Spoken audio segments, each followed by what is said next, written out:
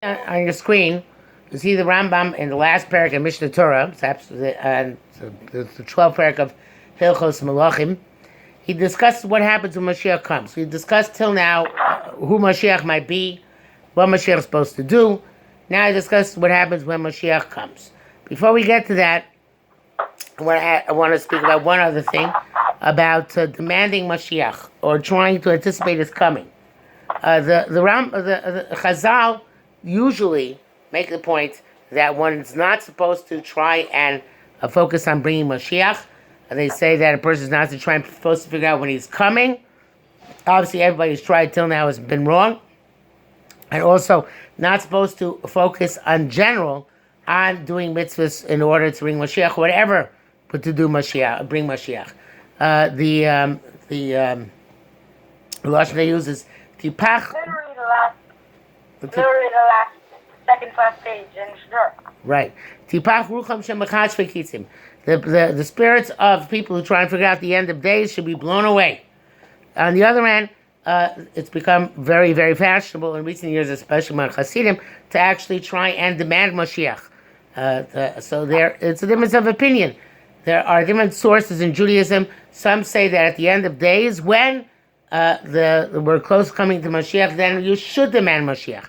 And Rabbi Tzadok HaKohen of Lublin says that the Gemara at the end of Sotah says that before Moshiach comes, there's going to be a lot of chutzpah in the world, and he says that that's mostly a bad thing, but also a good thing, because Am Yisrael then is going to have to demand Moshiach, and we need a little bit of chutzpah in order to demand Moshiach. Sorry? Among Jews, chutzpah or not? Amongst the Jews, yes. So that chutzpah is necessary in order to demand Bakadosh Baruch Hu to bring Moshiach. Now, let's start now the 12th chapter, Parakut Beis. Don't think when in the days when Mashiach comes, anything is going to change. Oh yes, sham chiddush, ma'aser braces. There's going to be anything new in creation. The world is conducted as it was previously. This is a very, very important approach to the Rambam. The Rambam holds that the world does not change at all when Mashiach comes. Okay, so all those things that you heard when you were a kid about like shuls flying to Israel, things like that, they don't take place according to the Rambam. The shuls remain in Chutz La'aretz. People remain in Chutz La'aretz. Unless you catch a flight to Israel, you're not going there on eagle's wings. That's what the Rambam holds. Of course, the Rambam could say that eagle's wings are a metaphor. They mean to refer to airplanes, but they're not going to be large eagles taking people to Eretz Yisrael. Okay, and it brings. Is this a true thing? Like, why do so many people say it? There's a clear stated out opinion that it's not true. Because it's much cooler to say that it's going to happen. Rebbe, don't you agree with the opinion that Nashtar is a griffin vulture? Yes. It sounds right. It's probably not the eagle we have. It's not a bald-headed eagle. Yes, because that doesn't exist in Eretz Yisrael. I have Slipkin's book on this. What? I have Slipkin's book on this. You did what? You have a book on it? Yeah, it's called Mysterious Creatures. Oh, it's Lifkin, right? Yes. Yeah. But why does everyone say? Everyone has to look into it. Because if you're going to write a book about it, you're going to have to look into it. Because the question is, what bird exists in the skies of the Middle East, which could be called an eagle? The bald-headed eagle, which is the symbol of the American Republic, does not exist in the Middle East. So it's got to be a different bird. That's what Akeem was saying. So is it a different bird? What? Is it a different? It's some sort of eagle vulture. It's not the same type of bird which we normally think of in America. So it is a thing, just it's not an eagle? What? Wait, so we are gonna fly on the wings of some sort of animal, just not to be an eagle? No animals. No animals. No. Most likely it will be an airplane. Airplanes, yes. Okay, and there he makes this clear. V'zeh shneimar, the Rambam goes on. Not That- for you. Do we hold like him? Yeah. V'zeh shneimar, b'Yeshaya, v'gar ze'evin keves v'namer in gedir butts, that the wolf will lie down with the sheep, and the tiger will crouch together with the goat. Mashal v'chida. It's a metaphor and a riddle. What's the metaphor? What's the riddle for? Inyan adover. The concept is Sheyusrael yoshvim labetach, that Jews will sit in security imrishe akum, with non-Jewish wicked people, Hamashulim kizet Evan Aver, who in this world are likened to wolves and tigers. In other words, the people who oppose us and are our enemies in this world will make peace with us after Mashiach comes. So there's going to be peace? There's going to be world, right. What about the people that make peace with us? They're going to be our enemies? We're our enemies before Mashiach comes. After Mashiach comes, they're no longer enemies. So then are the people that weren't enemies beforehand, are they now enemies? No. Nobody's going to be an enemy. That's the point. The only thing which happens in the time of Moshiach is, since Moshiach is such a great leader, he's going to lead the Jewish people to a position in which they no longer will have to be... Wait, we said last time that everyone's going to want to convert, right? Everybody's going to want to convert, yes, but they don't have to convert. Will there be non-Jews? What? Of course it's going to be non-Jews. Yes, there are going to be many non-Jews. There's an opinion we don't accept Gerim at the time of Moshiach. If we don't accept Gerim, then they remain non-Jews. That makes sense, because otherwise, then we would say, we accepted the Torah, they didn't, so why on earth would they get to get a second chance? Why would they get to have schar? We worked our whole lives with this. They'll get... They did nothing. Right, they'll get a schar for Shemitz B'nai Noach. But they won't necessarily be allowed to convert. But the Rambam, I don't think, brings that down. Rambam, I don't think, holds that way. That's an opinion of the Gemara, but the Rambam holds they will be able to convert. Look at the next line, the next couple of lines. Shemar, it says, Ze'ev aravos yishtadem v'nomer shoked al orehem. As it says, the wolf of the desert spoiled them, a leopard watches over their cities, meaning that we're going to be safeguarded from wicked people, and not safeguarded by violence. That won't be necessary. But v'yachzru kulam l'das emes. Everybody is going to recognize the true religion. Now, religion here doesn't necessarily mean they're all going to become Jewish. They don't have to become Jewish. Maybe they won't become Jewish. But they recognize that the God is the God of Israel, and that the God of Israel has appointed us to be a special nation, and that they should support us in this role which we have. Ideally speaking, obviously we hope that at that time we're going to be the light to the nations of the world, which we are not necessarily fulfilling in our day and age. Eventually, that's all in the second paragraph of Aleinu. In the second paragraph of Aleinu, it says that we hope that Yakiru Veidu Kol Yoshvei Sevel, all people who live on earth should recognize everybody should bow down to Hashem, and everybody take an oath of allegiance to HaKadosh Baruch Hu. Right? V'yachzu kulam l'dasu emes v'lo yigzulu v'lo yashchisu. They won't steal and they won't be corrupt anymore. So which part of Aleinu do we say on, what is it, Yom Kippur? Both parts, first and second We say paragraph. both? Yes. Yeah. Is this his opinion or is this Nevuah? This is the Rambam's understanding of the opinion of Shmuel in the Gemara. Ein ben Yemos. It's not an exact definition. No, the Rambam's going to say that later on. But this is the Rambam's understanding of what Shmuel says. Ein ben Yemos HaMashiach lo lamazeh elo shibud malchus bilvad. The only difference between this world and the time of Mashiach is that we will no longer be subject to the rule of the nations of the world. That's Rabbi, what. Yes. when Moshiach comes, will I still be able to have satisfaction of drinking Mountain Dew? Drinking what? Mountain Dew. Why not? He said, Oh, you're supposed to say, you were supposed to say no, and then he would stop drinking it now. Then Hello, maybe Mashiach would it's the come. opposite. If he said no, I'd be drinking as much as I could now. I just gave a whole shear in favor of caffeine. I'm going to tell you to stop drinking Mountain Dew. No. Yeah, that. So the, Caffeine is good? what? No, it's horrible for you. It's horrible, Akiva. You should never do it. It's very, horrible. Mountain Dew is very unhealthy, but nobody's going to stop you from drinking when Mashiach comes. Rabbi, how long are we going to be learning about the Vilna Gaon? What? You know, I signed up for 2 cans of Mountain Dew for How carnivore. long are we going to be If living I in was America not gonna allowed to go? have it when Mashiach came, I would have signed Maybe up. the rest of the week. Okay. Okay, so that's it says they're going to eat things which are permitted, meaning that stuff which is not which they don't get inappropriately, they got appropriately for them. It doesn't necessarily mean they're going to eat kosher. That's not what it means. What does it say here? 136. I don't know what this 136 is, but it doesn't necessarily mean they're going to eat kosher, but it means they're going to eat things which are not stolen, things which they got legitimately. Okay. But that means a lot of people's like jobs, quote unquote, I guess robbers, they all lose their parnasa. Right, they do. So they're going. So going.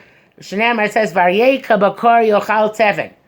A lion, like a cow, will eat straw or hay. Now this is not literal. It doesn't mean that lions become herbivores. They don't stop eating the other animals. But it means it's a metaphor for human beings. Human beings will no longer eat each other up.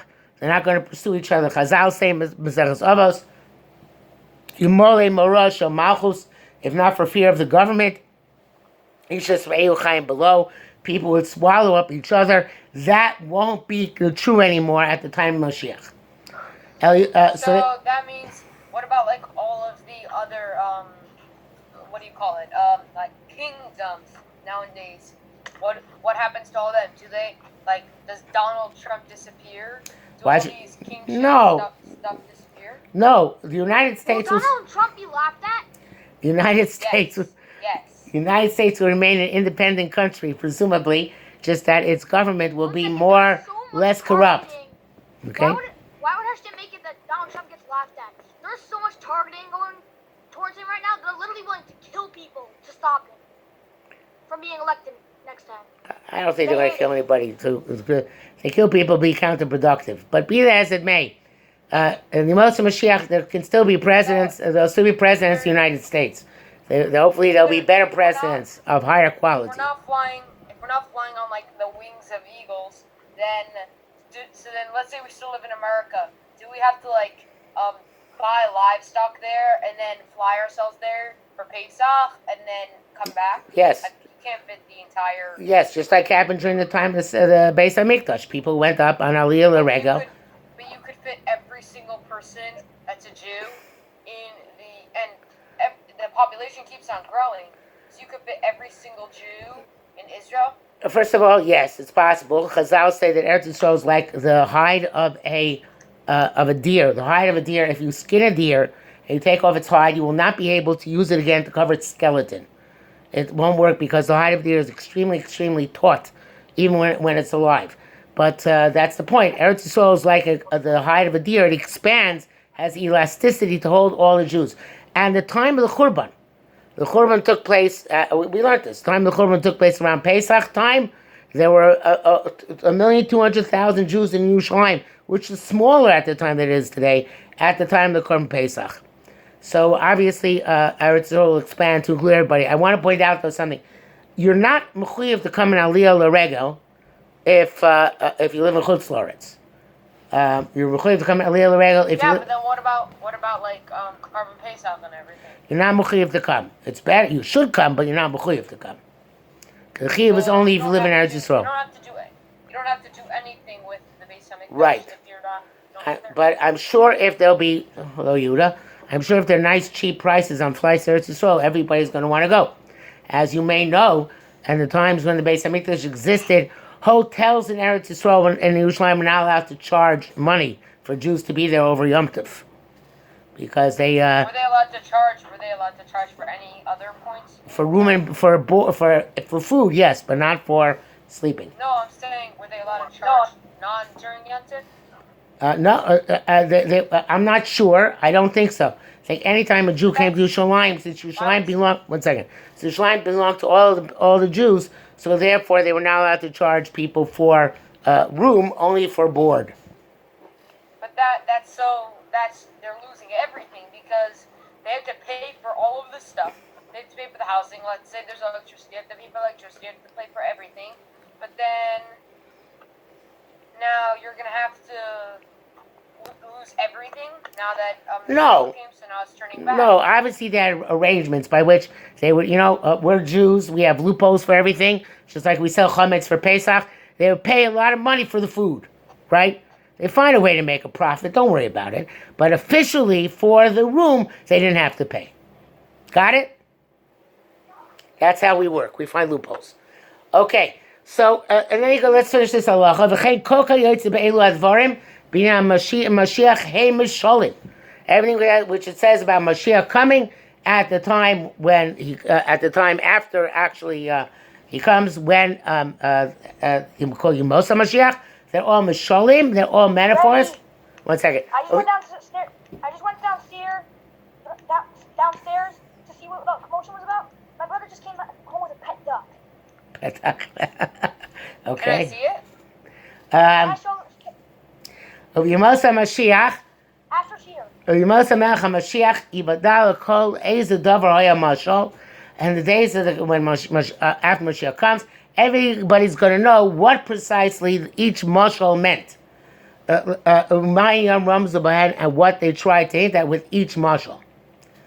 Okay, and that going now to halacha beis. Amru chachamim. Chachamim said, "Ein ben olam hazeh limos Mashiach el shibud malchios bilvad."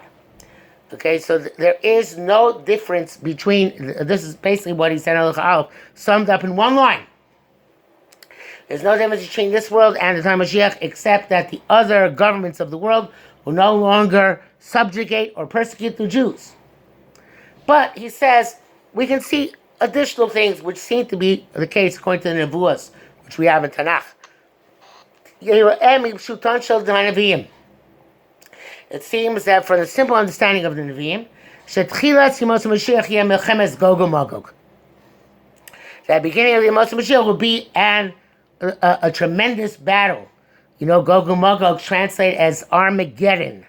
Armageddon is roughly a translation of the word Megiddo. Megiddo is the place in Eretz Yisrael where we have a Mesorah that the Milchemes Gog and Magog will take place. It's a fortress in the lower Galilee, the Galilea Tachton. So the assumption, according to the Tanakh, is that Milchemes Gog and Magog will take place. According to the Gemara in Sukkah, Mashiach ben Yosef, who does not make an appearance in the Rambam, is killed in the Milchemes Gog and Magog. But that is the major war in which the nations of the world have to be defeated in order for peace to then be established. There are midrashim which indicate, and I don't know, nobody knows what's actually going to happen, which indicate that a war takes place which involves Iran, which involves Persia, and it involves Persia and the Arabs, and maybe there's going to be a big war between the Persians and the Arabs, which looks like we're going in that direction, which will be the war of Gog and Magog. Nobody knows for sure, but it's a possibility. But he says, "Shekodim milchemes Gog and Magog." Before this war, Yamod Navi liyasher liyisrael achin libam. A Navi will come in order to prepare the Jews to face the war and to do proper tshuva. And this Navi is referred to Shneimar Hinei Anochi Sholechem Es Eliyahu Navi by as Eliyahu Navi. Ve'enu ba lo l'tamei ha'tor v'lo taher tamei. He doesn't come to do any chidushim in halacha, to say something which is tamei is Torah, something which is Torah and tamei. That's not his purpose. Nor does he come to say that people who were assumed to be kosher Jews were really not kosher Jews, or people assumed to be kosher Kohanim, not really kosher Kohanim, and so on and so forth. He doesn't come to pass them, v'lo lachshir, and not, on the other hand, to say that people are people are assumed to be apostle are actually kosher. He doesn't come to do either of those things. Elasum shalom ba'olam. The purpose of Mashiach, Eliyahu Navi, coming. The Navi coming is to make peace in the world. The Shneimar says, "Ve'eshiv leiv avos abanim." He's going to bring together the hearts of the fathers and the children, which again is a metaphor. means people who are not getting along with each other, he's going to make them get along with, he's going to bring peace among them. Now, the Rambam holds that Eliyahu Navi comes after Moshiach. First comes Moshiach, fights the battles, then Eliyahu comes, and then Milchemes Gog and Magog takes place. So, and Milchemes Gog and Magog is primarily war between non-Jews. Jews are not involved in that war. He says there's an opinion, v'yesh min hachachamim she'omrim, some chachamim say she couldn't be as a Mashiach Eliyahu. He will actually come before Mashiach comes. That's what we all have. We're all taught as kids is that Eliyahu Navi comes before Mashiach, and then he is the one who tells us Mashiach is on his way. And that seems to be the case in most Gemaras. But again, the Rambam certainly had a source, and his source said that Eliyahu comes afterwards. Okay,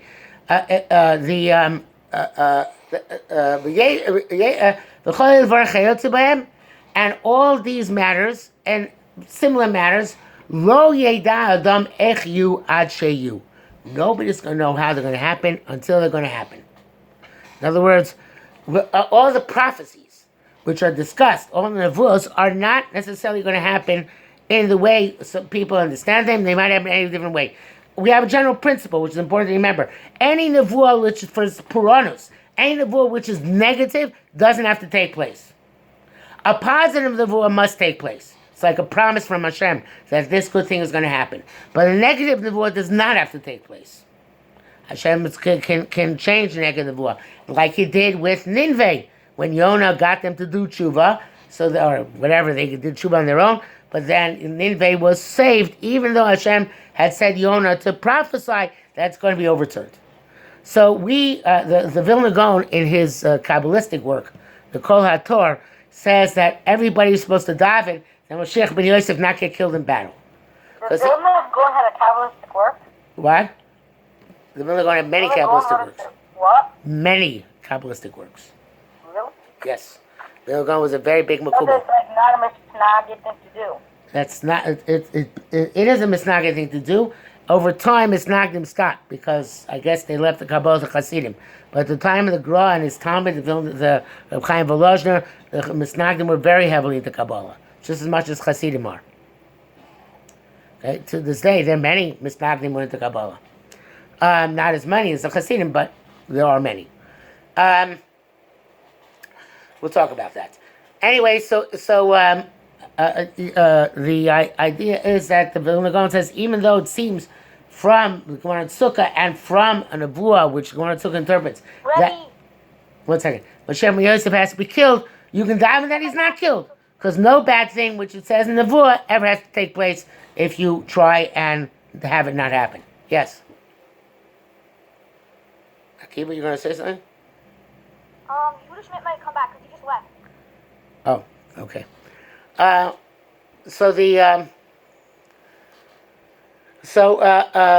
So he said again, nobody knows this is going to be until this actually happens. These matters are closed up by Nevi'im. We know the Nevi'im didn't actually interpret their words to tell us what they meant to say. But Dvarim Elu. Chachamim also don't have a clear-cut Masorah how all this stuff is going to happen. Who's doing that? Elfiach Rea Psukim. Only based on the way they understood the Psukim. Ufichach Yesh Lehem Machlokas Dvarim Elu, and therefore they have Machlokas in these matters. Val Kopanim, in any event, this is a very important line. Ein Sidur Havayas Dvarim Elu, the arrangement of these matters, and and how precise it happened are not ikar bados. They're not important in our religion. In other words, how Mashiach is going to come, we don't care, as long as Mashiach does come. And whether the nevuos will take place in a certain way or not doesn't concern us. Simcha, did you want to say something? Aren't you not supposed to word the halachos of the end of time, or what's going to happen at the end of time, or else you'll go crazy? It's not you're going to go crazy.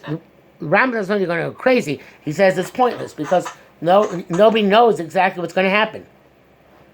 So if you don't know what's going to happen, why bother dealing with it? And he says the next line. He read this. What? So then why did he write He this? said, in order to tell us that there are differences of opinion. It seems that there's a kind of basic understanding that, like Shmuel, that there won't be any major changes. But the rest of it, it's not up to you to learn, and because you're never going to know. And even Chacham themselves did not know it's going to happen. So therefore, Is the end of time when Mashiach comes, or literally the end of time? I'm sorry, what? Is the end of time going to be when Mashiach comes, or legitimately the end of time? No, he means the time at the time of the Rambam, they thought the Mashiach was going to come much earlier. So it means the time Mashiach was going to be from whenever he came till the year 6000. So the Rambam lived almost 1,000 years ago. They thought Mashiach was coming, relatively soon, and that the last 1,000 years or so of creation will be Moshe Mashiach. Now we see that that's not the case. I got knocked off because of our internet. That's okay. So and it says, the person should not be so involved in the stories. Here, Agados means the types of stories people tell about what's going to be when Moshiach comes. Because nobody knows. And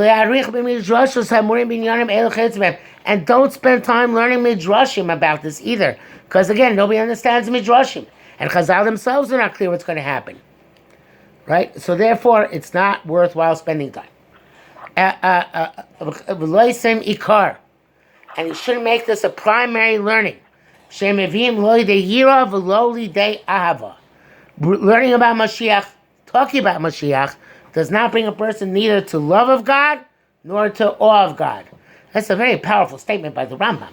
And it goes against a lot of what Hasidim do today. Many Hasidim hold, many non-Hasidim hold. That talking about Mashiach is the main thing we should talk about in this world. And Mashiach is should be our primary pursuit. To do mitzvahs to bring Mashiach. Do whatever it takes to bring Mashiach. The Rambam says no. The Rambam says it's not going to make you a better person to talk about Mashiach. You're supposed to do what you're supposed to do. Mashiach is icing on your cake. In the meantime, you don't actually spend time on it. And that's from Chazal, you're not supposed to spend time trying to figure out when Mashiach comes. Many Rishonim and Achronim issued their predictions of when Mashiach is going to come. And they were all wrong. From the Ramban to the Malbim and beyond. So therefore, if everybody's been wrong till now, what good does it do to try and predict when Mashiach will come? And yet people continue to do so. Then why are we supposed to think about it like every day? It's a good question. Every day. So this is what he says in the next line.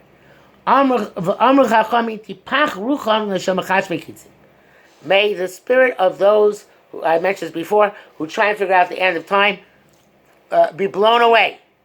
You're supposed to wait for Mashiach, as Gemara says. Says one of the questions to ask when you get up to Shemaim is Sipi so Yeshua. Did you yearn for Mashiach to come? You should believe it in general, like we explained, but you should not specifically try and figure out when he's coming. You should wait for him. B'chol Yom Shavo, Halavai comes today, but not try and figure it out. Okay? Somebody was saying something? Question? I think that he's going to come at year 6000. Yeah, he might not come for another 200 years. So therefore, you shouldn't spend time trying to figure out when Mashiach is coming. You just do what you're supposed to do. Okay? Gimel 3. B'mei Melech HaMashiach, in the days of Mashiach, when his kingdom will be settled, Yiskabtu love Kol Yisrael, and all the Jews will come to him. Yisyachsu kulam al pi beruach hakodesh shetanuach olav. Then he's going to have Ruach HaKodesh at that time, and everybody's going to find out their yichus, which shvatim they belong to. It's imperative, in order to keep many basic halachas in Am Yisrael, that we know which shevet everybody belongs to. Because Eretz Yisrael has to be redivided up into shvatim for Yovel and Shemitah to take place. To be able to accept Ger Toshav, a person who wants to live in the land of Israel, because even though he's not Jewish. There are many things which require us to know which Shevet everybody is from. So therefore, somehow Moshiach is going to be able to tell. Again, it doesn't mean necessarily he himself, but somebody in the system is going to be able to tell who's from what Shevet. Shenamar, as it says, V'yashav with there. He's going to sit, refine, and clarify who's who. The first people to get clarified are B'nai Levi. These people are Kohanim, these people are Levim. And then the people who are not really Kohanim Levim, but were thought they're Kohanim Levim, or pretended they're Kohanim Levim, they're going to be clarified to be Yisrael. Before they get to specific Shatim, Kohanim Levim are important to clarify. Why is that? Obviously because they have to serve in the Beis HaMikdash. So therefore, the first priority is to determine who's really Kohen, who's really a Levi, who's not, who's just a pretender. Okay, so the Harei Omer, and as it says in Ezra V'Yomer Tirshaso Lahem, the governor said to him, this to have people who are not able to prove, they claim they're Kohanim, but not able to prove they were Kohanim. So Ezra said to him, you have to remain non-Kohanim until the Urim V'Tumim come back. The Urim V'Tumim, as you know, were letters which lit up in the Choshen to tell us who answers to our questions. They didn't have that in the period of the second Beis HaMikdash. They're not going to have it again until Moshiach comes. So therefore, Ezra said to him, wait till there's Urim V'Tumim, then we can ask the Urim V'Tumim if you're really Kohanim or not, and then we can figure out whether you're really Kohanim. So this teaches us that with divine spirit, we figure out who is among those who are held to be Kohen Levim, who is really a Kohen Levi, and we let them know. And you also sort out the Jews, but only for Shvatim. You tell each person from which Shevet they are. You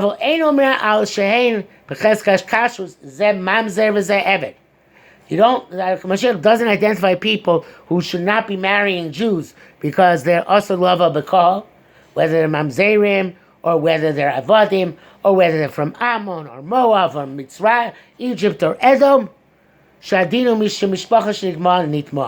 Once a family has been assimilated, meaning nobody knows anything bad about them, nobody's supposed to say, oh, I know something bad about that family.